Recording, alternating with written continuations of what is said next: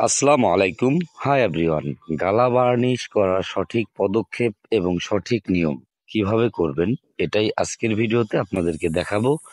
তো ভিডিওটি ছোট্ট একটি ভিডিও, সর্বোচ্চ গেলে 5 মিনিটের একটি ভিডিও। এখান থেকে ভালো কিছু শিখতে পারবেন। স্ক্রিনে দেখুন, এই খাটটি আমরা অলরেডি গালা দিয়ে বার্নিশ করে একদম ন্যাচারাল করে ফেলেছি। আচ্ছা, যাই হোক, এটা কিভাবে করবেন সম্পূর্ণ আপনাদেরকে দেখাবো। তো দর্শক, প্রথম কাজ সেটা আমাদের কাজ হচ্ছে আমরা সিরিজ পেপার দিয়ে ভালোভাবে এটাকে ডলে ফিনিশিং করে নিতে হবে।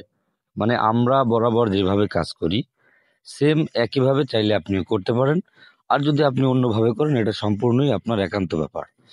তো আমাদের কাজ হচ্ছে আমরা প্রথমত ডলে নিয়েছি এবং ডলা হয়ে গেলে এটাকে ভালোভাবে ঝেড়ে পরিষ্কার করে নেব এবং দাঁড়া করার পরে এটাকে ভালোভাবে চেক ঘষা দেব।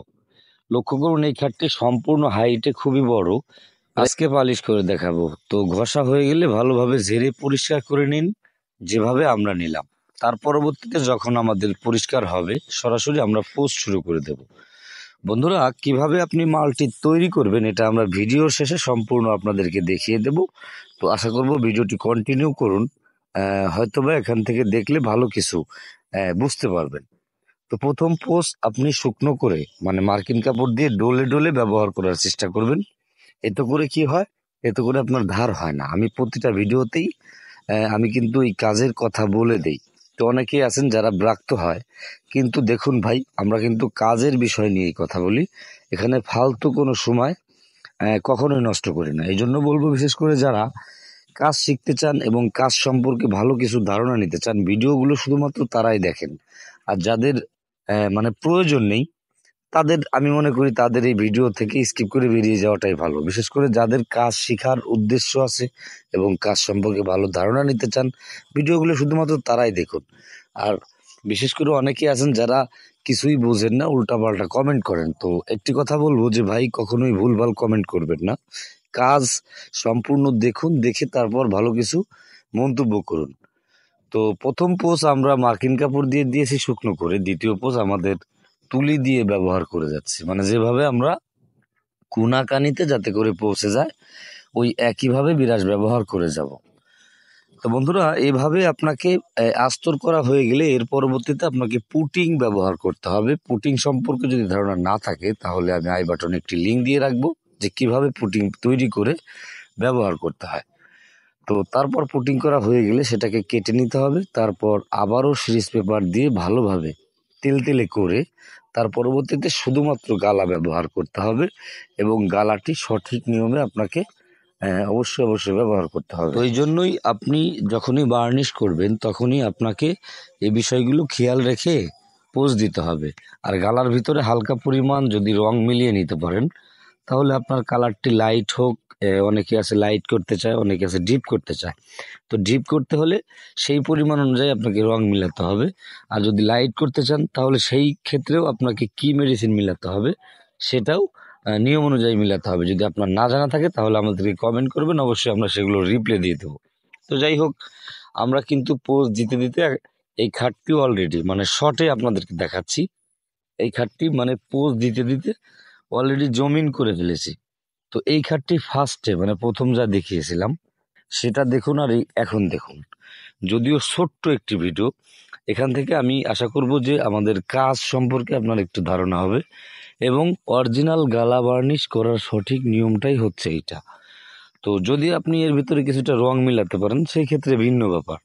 তো রং মিলালেও মিলাতে পারেন এবং রং ছাড়া যদি করেন সেক্ষেত্রেও আপনি করতে পারেন। তো আমি মনে করব যে যদি আপনার ফার্নিচারে অনেক দিন কষ বসে যায় সেক্ষেত্রে হালকা পরিমাণ আপনাকে কিন্তু রং মিলাতেই হবে। এই যে লক্ষ্য করুন, অলরেডি তো আমাদের হয়ে গেছে, মানে এটা হচ্ছে কালার, মানে জমিন করা কালার হয়েছে। তো চলুন দেখাই কিভাবে মালটি তৈরি করে। তো বন্ধুরা, এটা হচ্ছে গালা। তো গালা সম্পর্কে অনেকেই মন্তব্য করেছেন, হয়তো বা আপনি থাম্বনেলে যা দেখেছেন শুরু থেকে ইন্টুতে, এটাই সেই গালা। তো গালাটা হচ্ছে বার্নিশের মেন কাজ। এটা ছাড়া আপনি কখনোই বার্নিশ করতে পারবেন না। তো এই যে বিএলবি গালা, এটা হচ্ছে ভালো গালা। হ্যাঁ, তো এটা কিভাবে ভেজাতে হয় এটা যদি না জানা থাকে তাহলে এ নিয়ে অনেক ভিডিও আছে আমাদের চ্যানেলে। তো আমাদের মূলত হচ্ছে এই গালাটি আমরা ভিজিয়ে রেখেছিলাম। তো বয়েমের ভিতরে। তো সেই গালাটি আমরা এখন একটা পাত্রতে এই যে লক্ষ্য করুন ঢেলে নেব। হ্যাঁ, তো কিভাবে ঢালি এবং কিভাবে কতটুকু মেডিসিন দিই সেটা আপনাদেরকে এখনই দেখাবো। তো বিশেষ করে আমরা খাটে করব, এই জন্য পরিমাণ অনুযায়ী মিডিয়াম আকার করে নিতে হবে। আমরা সেই পাত্রতে গালা নিয়ে নিচ্ছি। তো যাই হোক, এভাবে আপনিও গালা নিয়ে নেবেন। তো আপনি যেভাবে করেন এটা আপনার ব্যাপার। কিছুটা স্পিরিট মিলিয়ে নিলাম যাতে করে একটু পাতলা হয়। হ্যাঁ, কেমন? তো একটু পাতলা করে নিলাম। তারপর আমরা এখন যেটা মিলাবো এটা হচ্ছে মার্কিন কাপড় দিয়ে প্রথমত ফেটিয়ে নিচ্ছি। তার পরবর্তীতে আমাদের কিছু রং মিলাতে হবে। তো এই রংগুলো হচ্ছে মেন, আপনার বার্নিশের কাজে রং কিছুটা মিলাতেই হবে, তা না হলে হবে না। এই যে লক্ষ্য করুন, এটা হচ্ছে সিঁদুর। তো আমাদের যেহেতু খাটটি করব, অনেক দিনের বয়স হয়েছে, আমরা কিছুটা রং মিলিয়ে নেব। তো প্রথমত সিঁদুর দিলাম। তো তার পরবর্তীতে আরও যে মেডিসিনগুলো দেব সেটা হচ্ছে হলুদ মাটি রং।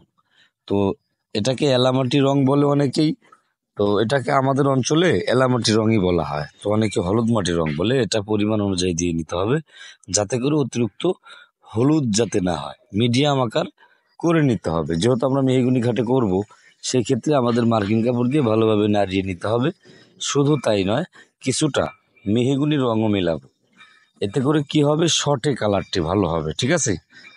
এভাবে আপনি গালাটা সলিড দিতে হবে। এভাবে দিয়ে ভালোভাবে নাড়িয়ে নিন এবং এভাবে আপনি মালটি তৈরি করে যে কোনো মেহগুনি কাঠের ফার্নিচারে ব্যবহার করতে পারেন। তো এটাই ছিল কমপ্লিট প্রসেসের একটি ভিডিও। দেখে যদি ভালো লাগে তাহলে অবশ্যই একটি লাইক করবেন। ভালো থাকবেন। নেক্সট ভিডিওতে আবার দেখা হবে। ধন্যবাদ।